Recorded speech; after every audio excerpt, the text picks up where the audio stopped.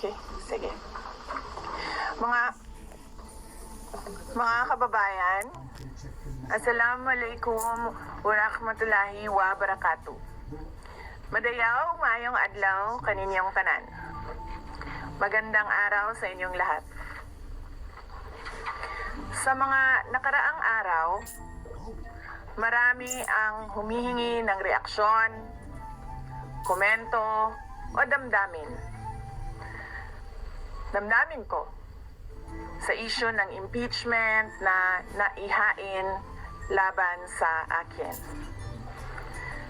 Sa kabila ng aking mga naging pahayag ukol sa planong impeachment sa mga nakaraan na buwan, ang tanging masasabi ko na lamang sa puntong ito ay God save the Philippines.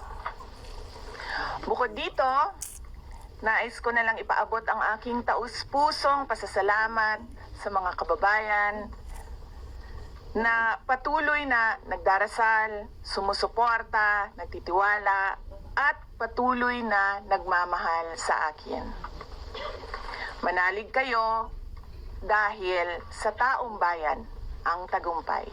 Syukran. I know, right? Braille.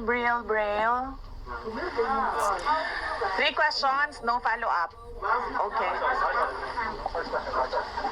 Oh. How are you? Ay, ayoko na. I'm okay. You've seen the list of those who signed, ma'am? Oo. Marami doon, mga inaanak, mga kumpare, mga nag-support sa inyo. What's your reaction? Sabi kasi, Lidi, ito lang daw basahin ko.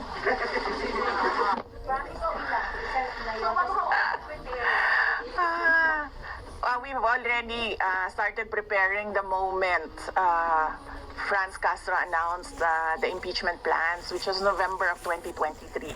So November of 2023, there were already lawyers doing their work for the impeachment. So we leave it to the lawyers. Last question. Not an option. Resignation is not an option. Wala pa tayo doon, ma'am, na masyado pang malayo yung mga ganyan na mga bagay. Nandun pa lang tayo sa pagbabasa ng. Actually, ma'am, wala pa tayo doon dahil yung mga abogado lang yung nagtatrabaho. Hindi ko talaga alam kung anong ginagawa nila. But I have a meeting with them. Last